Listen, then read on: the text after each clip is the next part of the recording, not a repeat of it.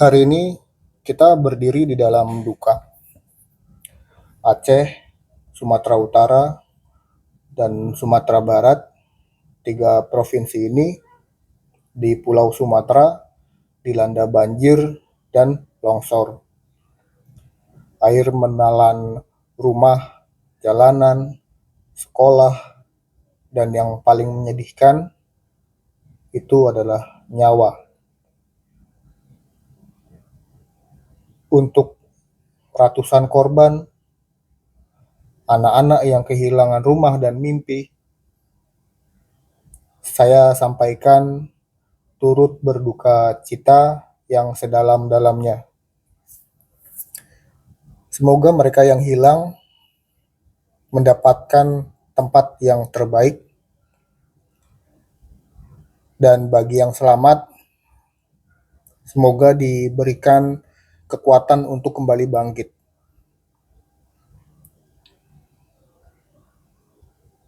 Jangan kita berhenti di doa saja,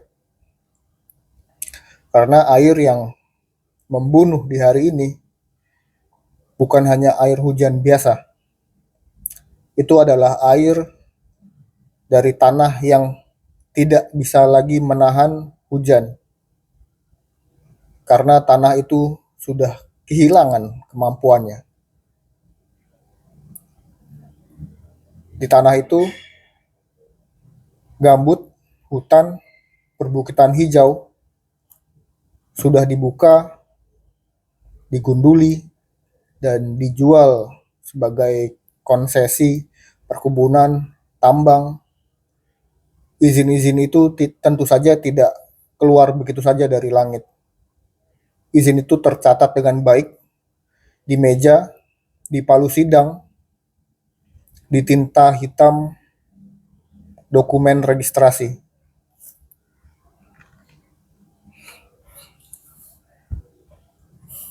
Ironi paling kejam, ketika rumah kayu di bantaran sungai itu dianggap beresiko, langsung disuruh pindah. Tapi ketika hutan hujan tropis di pegunungan dianggap harta negara, itu digunduli seenaknya. Katakan kepada rakyat, ini demi kemajuan. Kemajuan untuk siapa? Apakah untuk pohon tropis yang menjadi tiang beton apartemen di kota? Untuk air tanah yang dijahit menjadi sawit? Untuk asap cerobong pabrik yang bilang itu kabut industri, bukan kabut bencana?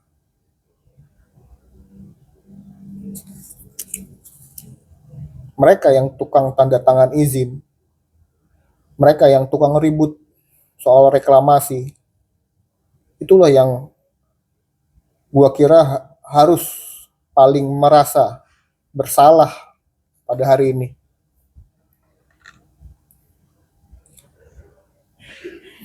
Banjir dan longsor ini bukan semata alam yang murka. Ini adalah teguran keras dari mereka yang berpikir kalau kita jual hutan, kita bisa jual masa depan. Tidak. Hutan itu bukan aset yang dijual tanpa beban.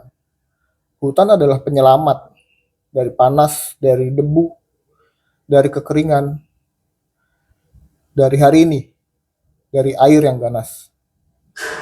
Dan kita sebagai rakyat kecil, kita memang bukan birokrat, kita bukan pemodal besar, tapi kita punya suara untuk menolak izin yang tidak masuk akal, suara untuk menuntut pertanggungjawaban, suara untuk menuntut agar hutan tidak lagi dianggap sebagai komoditas.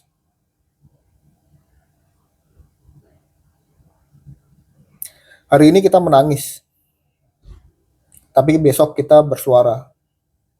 Bukan hanya untuk korban banjir, tapi untuk pohon yang mati, untuk sungai yang telah hilang, dan untuk tanah yang dijual begitu murahnya untuk para pengusaha.